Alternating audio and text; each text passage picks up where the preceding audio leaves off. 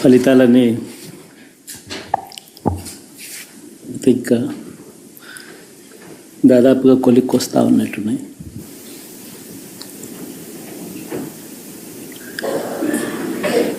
చూసిన ఫలితాలు జరిగిన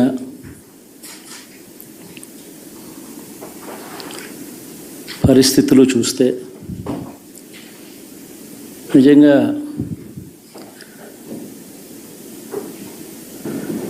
ఆశ్చర్యంగా కూడా ఉన్నాయి.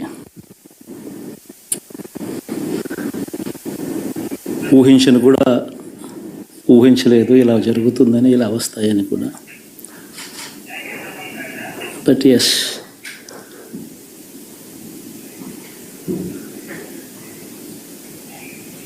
అమ్మఒడి అందుకున్న 53 లక్షల మంది తల్లులకు మంచి చేసిన, పిల్లలు బాగుండాలి, వాళ్ళ చదువులు బాగుండాలని తాపత్రయపడుతూ అడుగులు వేసింది.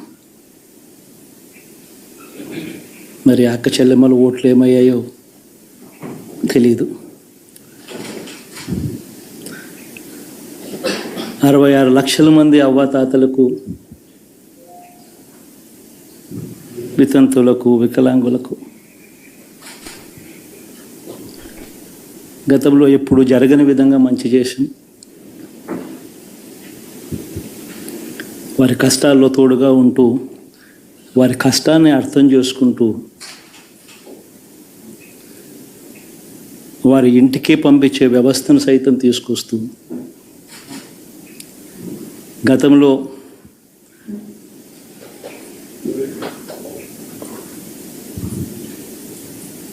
మా ప్రభుత్వం అధికారంలోకి రాకమునుపు ఇస్తూ ఉన్న చాలని పెన్షన్ నుంచి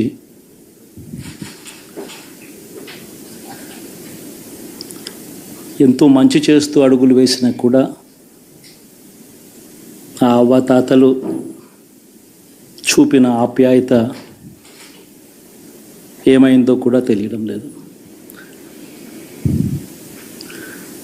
దాదాపుగా 1,05,00,000 మందికి పొదుపు సంఘాల అక్క చెల్లెమ్మలకు మంచి జరిగిస్తూ, వారి కష్టాలనే మా కష్టాలుగా భావిస్తూ, ఇచ్చిన ఏ మాట తప్పకుండా అన్ని రకాలుగా వాళ్ళకు అండగా ఉంటూ, ఆసరాతో తోడుగా ఉన్నాం, 0 వడ్డీతో సైతం అండగా ఉన్నాం, చేయూత సైతం తోడుగా ఉంటూ నిలిచాం. మరి ఆ 1,05,00,000 మంది అక్క చెల్లెమ్మల ప్రేమాభిమానాలు ఏమయ్యాయో తెలియవు. 26 లక్షల మంది చేయూతను అందుకుంటున్న అక్క చెల్లెమ్మలు, వారి ఆప్యాయత ఏమైందో తెలీదు.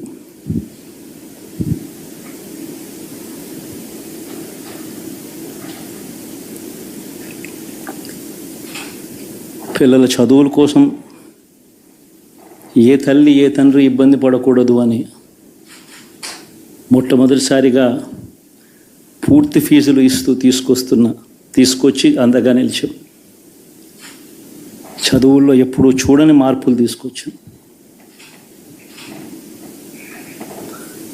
దాదాపుగా 12 లక్షల మందికి సంవత్సరానికి మంచి జరిగిస్తూ, ఆ పిల్లలు, ఆ తల్లుల అభిమానం ఏమైందో కూడా తెలియదు.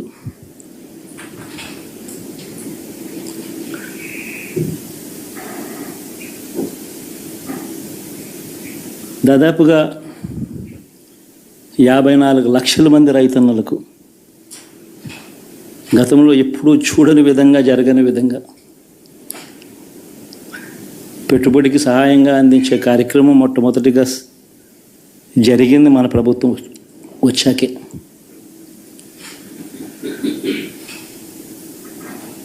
మరి అంతగా రైతన్నలకు తోడుగా ఉంటూ, రైతన్నలకు రైతు భరోసా ఇవ్వడం కానీ, సమయానికే వారికి ఇన్పుట్ సబ్సిడీ ఎప్పుడు జరగని విధంగా సీజన్ ముగిసేలోగానే ఇచ్చే కార్యక్రమం కానీ, ఉచిత ఇన్సూరెన్స్ కానీ, పగటిపూట 9 గంటలు ఇచ్చే కార్యక్రమం కానీ, ఉచిత విద్యుత్ ఇచ్చే కార్యక్రమం కానీ, మరి 1/2 కోటి మంది రైతన్నల ప్రేమ ఏమైందో తెలియదు.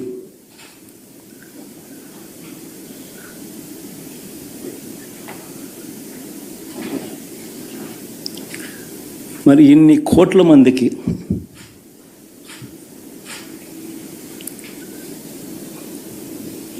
పేదవాడికి తోడుగా ఉంటూ ఆటో డ్రైవర్లు నడుపుకుంటా ఉన్నవాళ్ళు ఆటోలు తోలుకుంటూ టాక్సీలు తోలుకుంటూ ఇబ్బంది పడకూడదని వారికి అండగా ఉంటూ వాహనమిత్ర, నేతన్నలకు అండగా ఉంటూ నేతన్న నేస్తం, మత్స్యకారులకు తోడుగా ఉంటూ మత్స్యకార భరోసా, ఫుట్పాత్ మీద చిన్న చిన్న ఇడ్లీ షాపులు పెట్టుకొని నడుపుకుంటూ, చిన్న చిన్న బంకులు పెట్టుకొని నడుపుకుంటూ, చిన్న చిన్న వ్యాపారాలు చేసుకుంటా ఉన్న వీళ్లకు, నా అక్క చెల్లెమ్మలకు, నా అన్నదమ్మలకు మంచి జరగాలని ఆరాటపడుతూ వాళ్ళకు ఒక తోడు, నా రజకులకు, నా నాయి బ్రాహ్మణులకు, నా టైలర్లకు అని అండగా ఉంటూ వారికి ఒక చేదోడు. మరి ఇన్ని లక్షల మందికి ఇంత మంచి చేసి, ఇన్ని కోట్ల మందికి, లక్షలు కూడా కాదు, కోట్ల మందికి మంచి జరిగించి, ఎప్పుడు జరగని విధంగా మేనిఫెస్టో అంటే ఒక చెత్తబుట్టలో పడేసే డాక్యుమెంట్ కాదు. ఒక మేనిఫెస్టో అంటే ఒక బైబిల్ అని, ఒక ఖురాన్ అని, ఒక భగవద్గీత అని మొట్టమొదటి రోజు నుంచి కూడా భావిస్తూ ఏకంగా 99% వాగ్దానాలు అమలు చేసి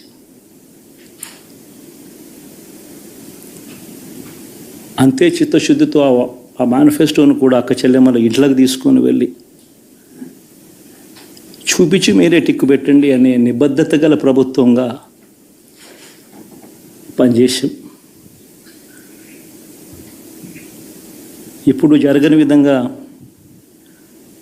పిల్లల చదువులు, పేదరికం పోవాలి అని అంటే పిల్లల చదువులకు క్వాలిటీ ఎడ్యుకేషన్ అవసరం అని మొట్టమొదటిసారిగా ఇంగ్లీష్ మీడియంను వ్యతిరేకిస్తున్న వాళ్ళందరూ పెత్తందారులతో యుద్ధం చేసి సైతం పిల్లలకి ఇంగ్లీష్ మీడియం తీసుకొని రావడమే కాకుండా టోఫుల్, ఐబీ లాంటి కళలు కూడా కలం.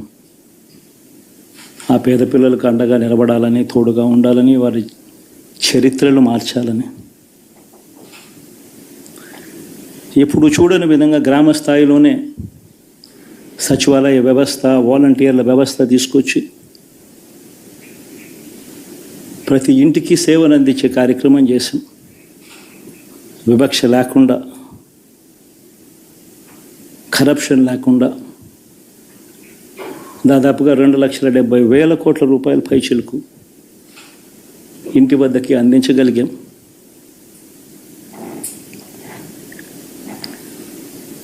ఇప్పుడు చూడని మార్పులు తీసుకురావడమే కాకుండా ఒక చదువుల రంగం అయితేనేమి, ఒక విద్యారంగం, ఒక వ్యవసాయ రంగం అయితేనేమి, ఒక వైద్య రంగం అయితేనేమి, ఏ పేదవాడు ఎప్పుడూ ఇబ్బంది పడకూడదు అని ఎప్పుడు ఊహించని విధంగా మార్పులు తీసుకొస్తూ పేదవాడికి అండగా నిలబడగలిగాం. విమెన్ ఎంపవర్మెంట్ అంటే ఇది, మహిళా సాధికారత ఇది అంటే ఇది అని ప్రపంచానికి చాటి చెప్పగలిగాం. సోషల్ జస్టిస్ అంటే, సామాజిక న్యాయం అంటే ఇది అని ప్రపంచానికి చూపించగలిగాం. మరి ఇన్ని గొప్ప మార్పులు చేసిన తర్వాత, ఇన్ని కోట్ల మందికి మంచి జరిగిన తర్వాత మరి అభిమానం ఏమైందో, ఆప్యాయత ఏమైందో తెలీదు.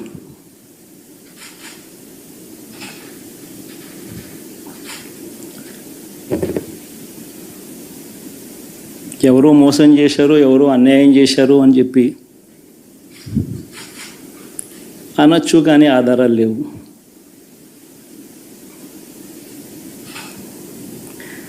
ఏం జరిగిందో దేవుడికి తెలుసు.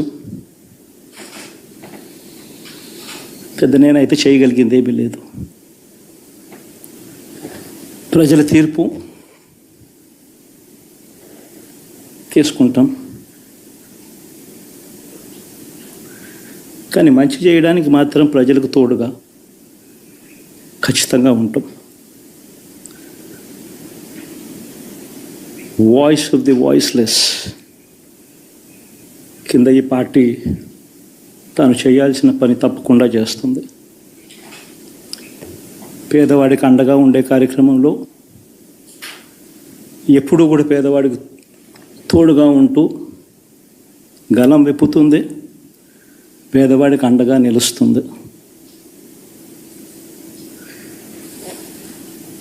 పెద్ద పెద్ద వాళ్ళ కూటమి ఇది, ఢిల్లీలో సైతం శాసించే పరిస్థితుల్లో ఉన్న కూటమి ఇది.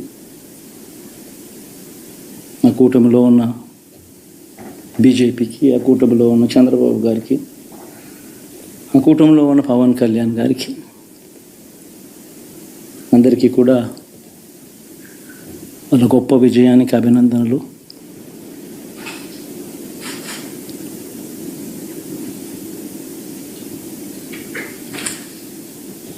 ఓడిపోయినా కూడా నా ప్రతి కష్టంలో కూడా తోడుగా అండగా నిలబడిన నా ప్రతి నాయకుడికి, ప్రతి కార్యకర్తకు, ప్రతి వాలంటీర్కు,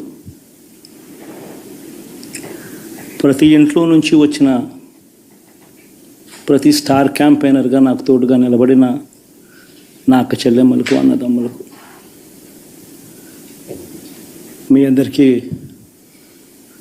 మనస్ఫూర్తిగా మీ అందరికీ కూడా కృతజ్ఞతలు తెలియజేస్తా ఉన్నాను.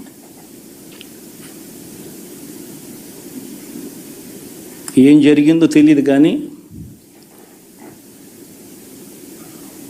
ఏమి చేసినా, ఎంత చేసినా ఇంకా 40% ఓటు బ్యాంకు మాత్రం తగ్గించలేకపోయారు. ఖచ్చితంగా మళ్ళీ ఇక్కడి నుంచి లేస్తాం.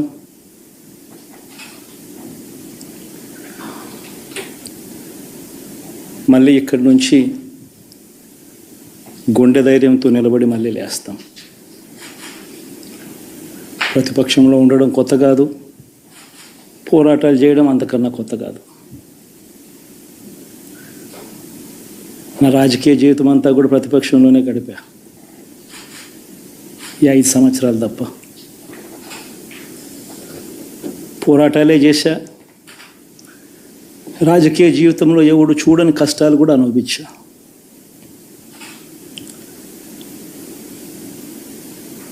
ఇప్పుడు అంతకన్నా కష్టాలు ఏదైనా పెట్టినా కూడా సిద్ధంగా ఉన్నాం, సిద్ధంగా ఎదుర్కొంటాం. ఆల్ ది వెరీ బెస్ట్ గవర్నమెంట్లోకి వచ్చిన వాళ్ళకు. Thank you.